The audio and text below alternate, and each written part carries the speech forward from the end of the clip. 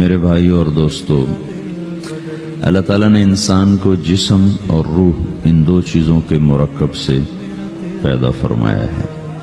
جسم کے بننے کا نظام اور ہے اور روح کے بننے کا نظام اور ہے۔ جسم کسی اور جگہ بنتا ہے اور روح کہیں اور سے آتی ہے۔ جسم زمین اور زمین کی غذاؤں کے مختلف مراحل پیش در پیش سے وقد خلقکم اطوارا، وہ مختلف شکلیں بدلتا بدلتا بدلتا ایک روپ میں ڈھلتا ہے، اور روح ایک لطیف اللہ کا امر ہے جس کا علم انسان کو نہیں دیا گیا۔ یسألونک عن الروح قل الروح من امر ربی وما اوتیتم من العلم الا قلیلا، کہ روح ایک اللہ کا امر ہے جس کے بارے میں تمہارے پاس کوئی علم نہیں ہے، لہذا اس کی تفصیل تم سمجھ نہیں سکتے ہو۔ روح آسمان سے آتی ہے، جسم زمین میں بنتا ہے، پھر 4 مہینے بعد اللہ اس کو آپس میں جوڑ دیتا ہے، زندگی متحرک ہو جاتی ہے۔ روح ہی کے ساتھ زندگی کی بقا رہتی ہے۔ جب اللہ اس سے واپس نکال لیتا ہے تو سارے ٹائٹل ہٹ کر صرف ایک نام سب کو مل جاتا ہے، اور وہ میت کا ہوتا ہے۔ وہ حضرت مولانا ہو، وہ کوئی ڈاکٹر ہو، بادشاہ ہو، صدر وزیر ہو، سارے اعزاز ٹائٹل ہٹا کر اس پر میت کا لفظ مہر لگ جاتی ہے۔ اس میں سے کیا نکلا ہے؟ ہر چیز تو موجود ہے، اب یہ بولتا کیوں نہیں، اٹھتا کیوں نہیں، چلتا کیوں نہیں؟ اس میں سے روح نکل گئی ہے۔ روح ہمارے جسم کی اصل ہے، اسے نکال دو تو جانوروں کو بھی پتا ہے کہ اب یہ بے جان چیز ہے۔ چیونٹیاں، کیڑے مکوڑے بھی اس کو کھانے لگ جائیں گے، جانور بھی کھانے لگ جائیں گے، زمین بھی اس کو گلانے لگ جائے گی، ہوائیں اس کو متغیر کرنے لگیں گی۔ روح انسان کے اندر ایک چلتا ہوا زندگی کا کارواں ہے۔ اسے جب اللہ واپس بلاتا ہے تو اللہ یتوفی الانفس حین موتها والتی لم تمت فی منامها۔ موت کیا چیز ہے؟ اس کے 200 جواب ہیں سائنس کی کتابوں میں، اور 200 جواب بذات خود بتا رہے ہیں کہ یہ ایک جواب بھی ٹھیک نہیں ہے، اور قرآن ایک جواب دیتا ہے اور وہی حرف آخر ہے، قل یتوفاکم ملک الموت اللہ یتوفی الانفس حین موتها۔ اللہ ہے جو تمہاری روحوں کو موت کے وقت کھینچ لیتا ہے، تمہارے جسم سے نکال لیتا ہے۔ تو میرے بھائیوں، موت کے وقت انسان 2 کیفیت میں ہوتا ہے۔ کچھ لوگوں کی روح ایسے نکل رہی ہوتی ہے کہ ان کے رگ رگ میں وہ پھنس رہی ہوتی ہے۔ وَلَوْ تَرَى اِذْ يَتَوَفَّى الَّذِينَ كَفَرُوا الْمَلَائِكَةُ يَضْرِبُونَ وُجُوهَهُمْ وَأَدْبَارَهُمْ۔ کاش تم دیکھ سکتے وہ منظر جب اللہ کے فرشتے نافرمانوں کی روح کو نکال رہے ہوتے ہیں تو ان کے منہ پہ بھی مارتے ہیں، ان کی کمر پر بھی مارتے ہیں۔ اور اخرجوا انفسکم اليوم، نکالو آج اپنے روحوں اور جانوں، اب تم بچ نہیں سکتے ہو۔ وہ پیچھے ہٹنا چاہتے ہیں، رب ارجعون، مجھے واپس کر دے تھوڑی دیر کے لیے، لعلی اعمل صالحا، اب میں پورا ٹھیک مسلمان بن کے چلوں گا۔ تو اس کے جواب میں ہوتا ہے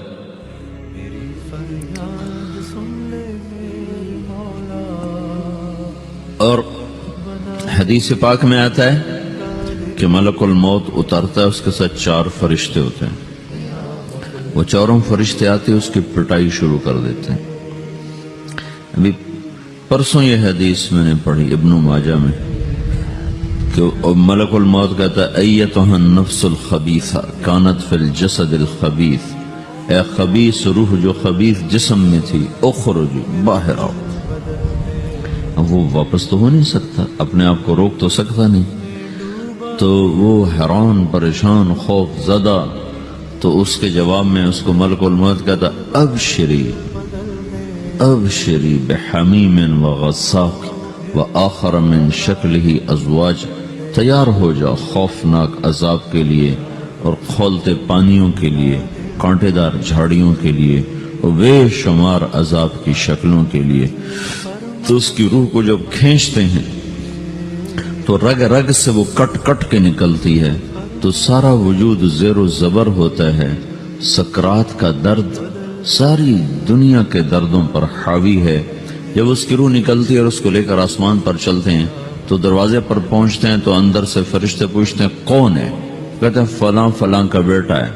کا نفس خبیثہ فی الجسد الخبیث، یہ تو وہی بدماش ہے جو بدماش جسم میں تھا، یہ وہ بدبخت روح ہے جو بدبخت جسم میں تھی، اس کے لیے آسمان کے دروازے نہیں کھل سکتے، اسے واپس کر دیا جائے۔ تو آسمان کے دروازے لا تفتح لهم ابواب السماء ولا يدخلون الجنة حتى يلج الجمل في سم الخياط، کہ ان کے لیے آسمان کے دروازے نہیں کھلیں گے اور ان کے لیے جنت کے دروازے نہیں کھلیں گے، پھر یہ وہاں سے نیچے گرائے جاتے ہیں جو اللہ کا قید خانہ ہے سجین۔ وما ادراک ما سجین کتاب مرقوم، وہ تمہیں خبر نہیں کہ وہ کیا خوفناک قید خانہ ہے جو اللہ تعالیٰ نے بنایا ہے، اسے وہاں دھکیل دیا جاتا ہے۔ پھر قیامت تک اس کے لیے انتظار کی گھڑیاں ہیں اور عذاب کی شدت ہے۔ اور جب کوئی نیک آدمی اللہ تعالیٰ کے دربار میں جانے کا اس کا وقت آتا ہے تو اللہ تبارک و تعالیٰ فرماتے ہیں ان الذین قالوا ربنا اللہ ثم استقاموا تتنزل علیہم الملائکۃ الا تخافوا ولا تحزنوا وابشروا بالجنة التي كنتم توعدون نحن اولیاؤکم فی الحیاة الدنیا وفی الآخرة ولکم فیہا ما تشتہی انفسکم ولکم فیہا ما تدعون نزل من غفور الرحیم۔ جب کوئی نیک مرد عورت کے جانے کا وقت آتا ہے تو اس کے لیے بھی فرشتے آتے ہیں اور آ کر اس کو خوشخبری دیتے ہیں اور آ کر اس کو تسلی دیتے ہیں کہ آپ غم نہ کریں، پیچھے والے بھی آپ کو مل جائیں گے، آپ خوف نہ کریں، آگے ساری منزلیں آپ کے لیے آسان ہیں، آپ کے لیے جنت بھی تیار ہے، رب بھی مہربان ہے۔ اور حدیث پاک میں آتا ہے کہ ملک الموت اور 4 فرشتے آتے ہیں، وہ 4 فرشتے اس کو سہلاتے ہیں، دباتے ہیں کہ موت کا درد اسے محسوس نہ ہو، اور ملک الموت فرماتے ہیں ایتھا النفس الحمیدہ کانت فی الجسد الحمید اخرجی، اے نیک روح جو نیک جسم میں تھی باہر آؤ، کیا کرو؟ وَأَبْشِرِي بِرَوْحٍ وَرَيْحَانٍ وَرَبٍّ رَاضٍ عَنْكِ غَيْرِ غَضْبَانٍ، آپ کو بشارت ہو آپ کے لیے جنت تیار ہو چکی ہے اور وہاں کی ساری نعمتیں آپ کے لیے میسر ہو چکی ہیں اور اللہ آپ پہ راضی ہو چکا ہے اور اللہ آپ پہ خوش ہو چکا ہے۔ اس پر اس کی روح کو نکالا جاتا ہے، پھر سارے فرشتے اس کو استقبال کے ساتھ جب آسمان پر لے جاتے ہیں تو اندر سے پوچھتے ہیں کون ہے؟ کہ فلاں فلاں کا بیٹا، فلاں فلاں کی بیٹی۔ کہتے ہیں نفس حمیدہ فی جسد حمید، یہ تو نیک روح تھی جو نیک جسم میں تھی، مرحبا بہی، اس کو ہم سب استقبال کس کا کرتے ہیں، اور ایک دم آسمان کے دروازے کھلتے ہیں، پھر وہ پہلا دوسرا تیسرا چوتھا سارے آسمان پار کرتا ہوا اللہ پاک کے عرش کے نیچے کے جا کر، مرد ہے یا عورت، وہاں جا کر سجدے میں سر رکھتا ہے اور اللہ تعالیٰ فرماتے ہیں ہاں اس نے ہمیں خوش کیا، ہم اسے خوش کریں گے، اور اس کو عافیت کے ساتھ وہاں آسمان میں، پہلے آسمان سے لے کر اللہ کے عرش تک یہ سب ویٹنگ روم بنے ہوئے جہاں اللہ اپنے اپنے درجات کے مطابق جنت والوں کو ٹھہراتا ہے، اور وہ انتظار گاہ ہے اور وقت ختم ہو جاتا ہے، لہذا انتظار کی جو تکلیف ہے وہ بھی ختم ہو جاتی ہے۔ وقت ختم تو انتظار کا احساس ختم اور ٹائم کے گزرنے کا احساس ختم۔ تو جیسے اصحاب کہف کو اللہ نے غار میں داخل کر کے تو غار کے اندر سے وقت کو نکال کے باہر پھینک دیا، باہر 300 سال گزرے، اندر آدھا ہی دن گزرا تھا۔ وہ جب اٹھے تو وہ 25 برس کا نوجوان 325 سال کا ہو کے نہیں اٹھا، وہ 25 سال کی عمر میں اٹھا ہے، نہ ناخن بڑا ہے، نہ مونچھیں بڑی ہیں، نہ ان کی داڑیاں لمبی ہوئی ہیں، کیونکہ تو زندہ تھے، مر نہیں گئے تھے، تو زندہ کے تو بال بھی بڑھتے ہیں، ناخن بھی بڑھتے ہیں، لیکن وہ اس طرح اٹھے کہ 300 برس گزر گئے اور 25 برس کا نوجوان 25 سال کی عمر میں اٹھا ہے، 20 برس کا 20 برس کی عمر میں اٹھا ہے، اور وہ کہنے لگے کم لبثنا، بھائی کتنا ٹھہرے ہیں؟ کہ یومن او بعد یومن، لگتا ہے کوئی دن آدھا دن ٹھہرے ہیں۔ وہ صحیح کہہ رہے تھے، باہر اللہ تعالیٰ نے وقت کی گھڑی کو چلائے رکھا اور اندر غار میں اس کو سوئچ آف کر دیا، نکال دیا، یہاں وقت کو داخل نہیں ہونے دیا، تو وقت کے گزرنے سے جو بھی اثرات مرتب ہوتے ہیں وہ ان پر مرتب نہیں ہوئے، تو وہ आधे ही दिन के बाद उठते हैं, बाहर 300 साल, अंदर आधा दिन। यही कुछ अल्लाह तबारक व तआला बरज़ख में कर देता है, वक्त को खत्म कर देता है, गुजरने का एहसास नहीं होता है। तो इस तरह मेरे अजीजों, ये दो मौतें हर इंसान देखता है। जब वो जन्नत के फरिश्तों का इस्तकबाल देखता है या जहन्नुम के फरिश्तों की मार और पिटाई को सहता है।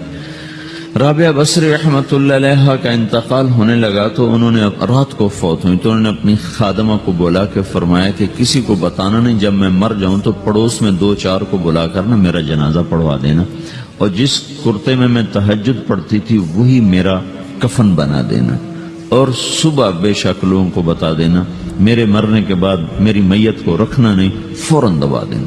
तो जब उनका इंतकाल हुआ तो उन्होंने पड़ोस के 2-4-10-20 आदमी बुलाए और उनको तदफीन तजहीज सब कुछ हो गई। सुबह शोर मचा के वो राबिया बसरी का इंतकाल हो गया। तो अगले दिन वो ख्वाब में इस खादमा को मिली और कहा, बेटी तेरी बड़ी मेहरबानी, तूने मेरी वसीयत के मुताबिक अमल किया।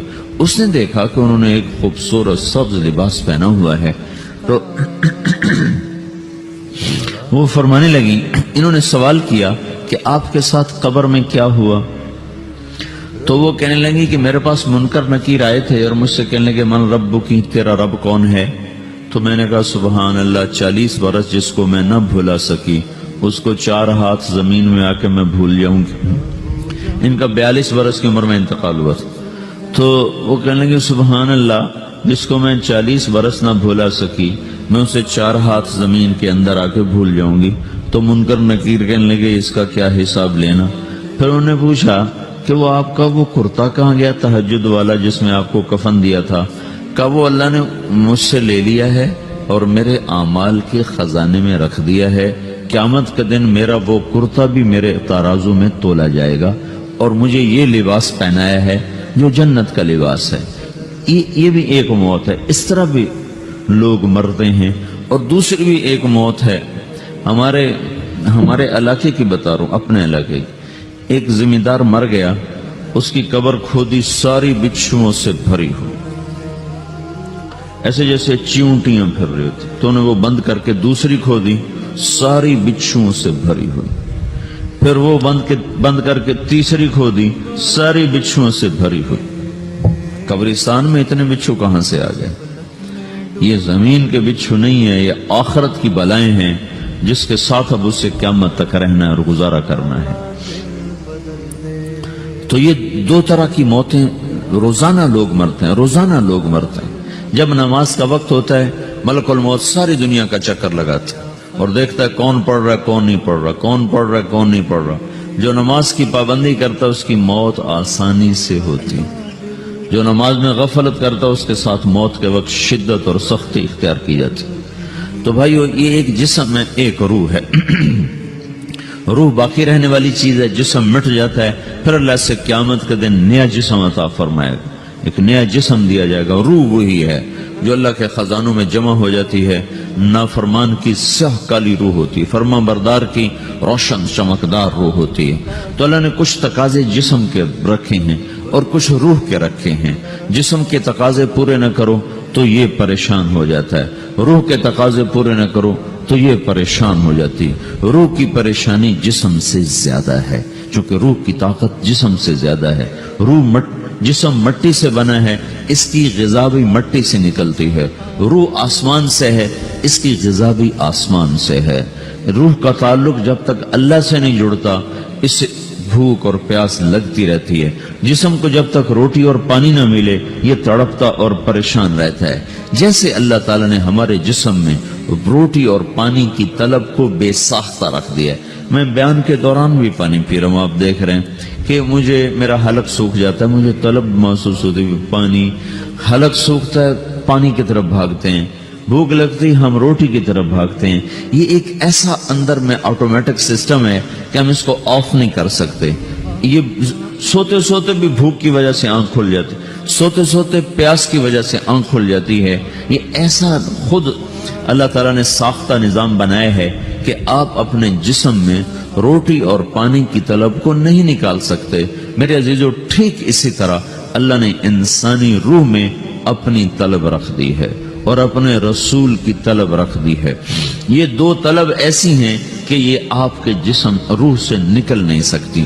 جیسے بھوکا روٹی نہ کھا لے، پیاسا پانی نہ پی لے، اسے چین نہیں آ سکتا، وہ روح جو اللہ اور اس کے رسول سے نہ آشنا ہے، جب تک وہ وہاں تک پہنچ نہیں جاتی اسے چین نہیں آ سکتا، اس کا اندر پریشان رہے گا۔ 1997 میں جب جنید جمشید سے میری پہلی ملاقات ہوئی تو اس نے مجھ سے یہ سوال کیا کہ مولوی صاحب، ایک پاکستانی نوجوان جس گلیمر کو خوابوں میں دیکھتا ہے، وہ گلیمر تو مجھے زندگی میں ویسے ہی حاصل ہے، میرے چاروں طرف زندگی کا رقص ہے اور میری زندگی کی ہر خواہش، ہر تمنا پوری ہے، اس کے باوجود میرے اندر اندھیرا ہے، میرے اندر خلا ہے، مجھے لگتا ہے میں وہ کشتی ہوں جس کا کوئی ساحل نہیں، جس کی کوئی سمت نہیں۔ www.darsulquran.com تو ایسا نہیں ہونا چاہیے۔ ایک عام لڑکا تو کہتا ہے ہائے کاش یہ ہوتا، اس کو وہ نہیں ہو رہا تو پھر وہ پریشان ہے، ہائے یہ ہوتا، ہائے وہ ہوتا۔ تو میں تو ہائے نہیں کرتا ہوں، میری تو ہر لذت اور خواہش میرے سامنے تشتری میں سجا کے پیش کی جا رہی، میں کیوں ایسا کر رہا ہوں، میں ہائے ہائے کیوں کر رہا ہوں، میرا اندر ویران کیوں ہے، میرے اندر میں خلا کیوں ہے؟ یہ وہی خلا ہے کہ وہ روح کی پیاس کو شراب میں بجھانا چاہتا ہے، وہ روح کی پیاس کو لڑکی میں بجھانا چاہتا ہے، وہ روح کی پیاس کو موسیقی سے بجھانا چاہتا ہے، وہ روح کی پیاس کو دنیا کی رعنائیوں میں 5 سٹار ہوٹلوں سے بجھانا چاہتا ہے۔ روح کیا جانے روٹی کیا ہے، شراب کیا ہے، پانی کیا ہے، عورت کیا ہے، موسیقی کیا ہے، گھنگرو کیا ہے، پائل کیا ہے، چھنکار کیا ہے، روح کو ان چیزوں کی کیا خبر؟ امریکہ میں ہماری ایک جماعت تھی تو 4 لڑکے 2 لڑکیاں، 4 لڑکیاں 2 لڑکے مسلمان ہیں۔ تو ایک لڑکے کا نام رکھا تھا ابراہیم، اور اس کو جب پڑھایا نا کلمہ، انہوں نے کہا ہائے، انہوں نے کہا ہائے، وہ دونوں ہاتھ یہاں رکھے سینے پر، دل پر، کہا ہائے۔ تو ہمارے ساتھی ہیں ڈاکٹر اختر، وہ کہنے لگے کیا ہوا کیا ہوا؟ کہنے لگا جب سے ہوش سنبھالا یہ جگہ خالی تھی، یہ تیرے کلمہ پڑھانے پر بھر گئی ہے کہ میری خوشی سے ہائے نکل گئی۔ یہ جگہ خالی رہے گی، یہاں شراب نہیں پہنچ سکتی، یہاں نغمہ اور موسیقی نہیں پہنچ سکتی، یہاں تالے لگے ہوئے ہیں، یہاں تک کوئی آواز نہیں جا سکتی۔ دل کے تاروں پر ایک ہی نغمہ چڑھ سکتا ہے اور وہ اللہ کی یاد کا ہے اور اللہ کی محبت کا ہے اور اللہ کے رسول کی محبت کا ہے۔ باقی کوئی مضراب ایسا نہیں جو ان تاروں کو چھیڑ سکے، باقی کوئی چیز آواز ایسی نہیں جو دل کی دنیا پر جا کر دستک دے سکے۔ یہاں بند دروازے ہیں، یہاں صرف اللہ پہنچے گا، اللہ کے رسول کا تعلق پہنچے گا، باقی کوئی چیز یہاں نہیں جا سکتی۔